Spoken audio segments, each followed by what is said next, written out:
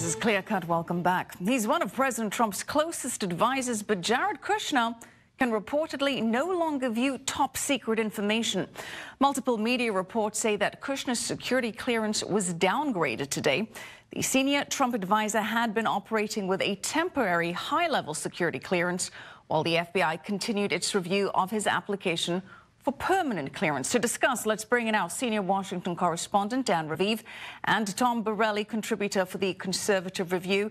Good to have you both with us, gentlemen. And Dan, let's start with you. Let's get some of the details here. Kushner's security clearance downgraded. What exactly do we know? Because the security clearance really never came through. The FBI is still working on it. The White House refuses to talk about any specific case in detail, but we do know that he had been interim top secret, able to see top secret documents and even read the presidential daily brief that President Trump gets from the CIA. But now he's interim secret. That's one step down. While waiting for permanent status, the White House says that Jared Kushner will still be able to continue his work, which includes working on a possible Middle East peace plan and preparing for the visit to Washington at the end of this coming weekend by Israel's Prime Minister Netanyahu. Michelle. Well, Tom, I mean, how likely is that if he doesn't have access to this kind of information and he has to prepare for all of these conversations, particularly pertaining to the Middle East? Is this an effort to impede him? I don't think so. I think it's really just a minor setback. You raised a good point that this may impede some of the ability, because he wouldn't have access to the really top secret information. But he's not the only one in the White House who has lost or got their security downgraded. Again, as the bureaucracy moves slow, these bureaucrats, in terms, I guess it's the FBI, is doing the background checks, and they haven't done it yet. This is now over a year. It's not some John Kelly trying to maneuver things behind the scenes. Nothing nefarious there. I don't think so. Kelly did send out the memo that if the clearances weren't done by, I think, this Friday, everybody would get a downgrade. So it's just part of the process here. Part of the process, and it can be cumbersome. Dan, meanwhile, one of the top people in the Trump 2016 campaign has just been questioned by Congress, Hope Hicks, about the possible Russia-related scandal, and people are getting quite frustrated with her reluctance to communicate. Dan, what do we know?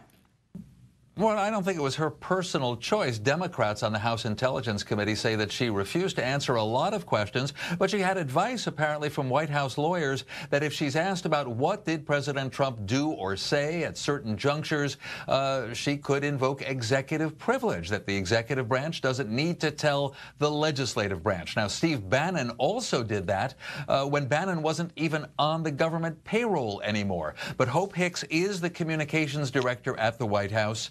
She did answer some questions, and so members of the House Intelligence Committee aren't totally angry with her. But I did hear from one Democrat, just wait till she's called in by the special prosecutor, Robert Mueller, because then you cannot refuse to answer unless you're claiming that you might incriminate yourself. That's something else, Michelle. Tom, what do you make of this? Well, in these situations, with these investigations, you have to be very careful what you say. There's been no collusion found, but for an individual, you have to worry about the perjury trap. You might have forgotten something that you said once before. That's what happened with Scooter Libby under the Bush administration. So you have to be very careful. So obviously, the least amount of things you say is best for your own personal welfare. Yeah, it's a sound legal advice, Tom. Dan, speaking of people who've been questioned, what's the latest with Carter Page?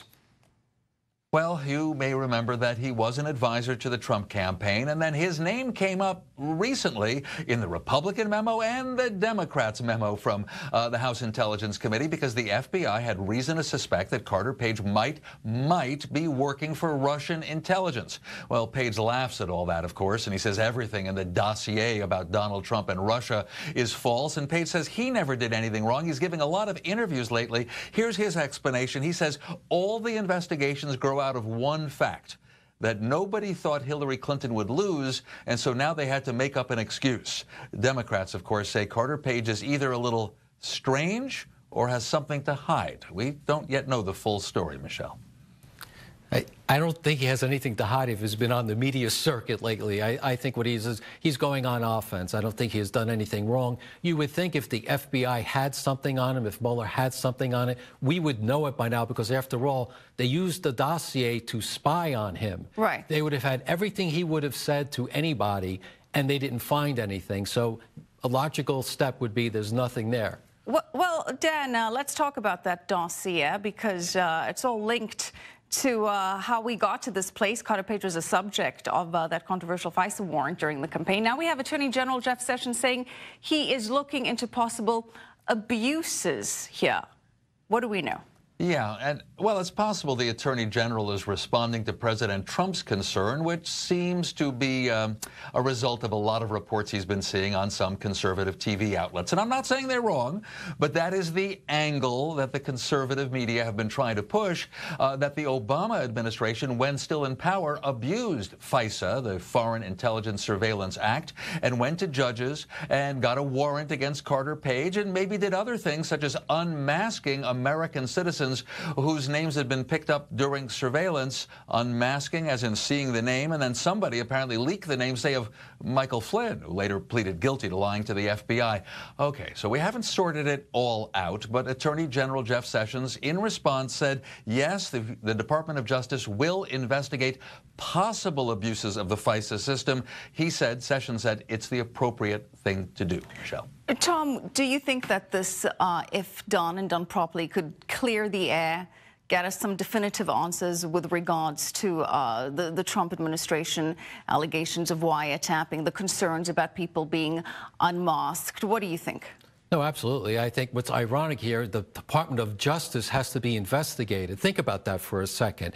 And that is a real problem of both the FBI and the Department of Justice. I'm looking forward to the Inspector General's report at the Department of Justice because we had Andrew McCabe, the retired, soon-to-be retired Deputy Director of the FBI.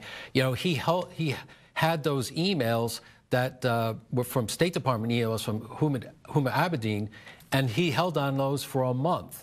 So there's a lot going on here, and I think we really need to get it all out so the American people can vet the information on their own. A lot of investigations that are happening and still need to happen. We're going to have to leave it there. Tom Borelli, thank you so much.